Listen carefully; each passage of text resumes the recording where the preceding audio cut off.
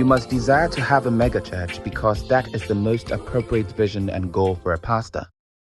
The best vision and burning desire for every pastor is the vision for a large church. Why not have a large church if you're going to have a church? Not by might, nor by power, but by my Spirit, saith the Lord of hosts.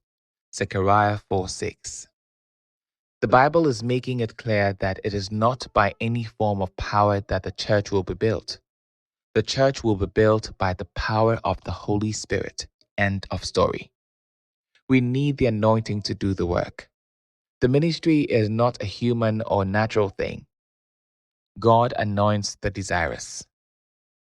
God will pass over 1,000 people who don't care much for the anointing and will give it to a person who strongly desires it.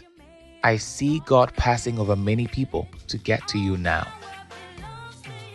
The Mega Church: How to Make Your Church Grow. Written by Dag Heward-Mills. Read by Kwaku Sampson.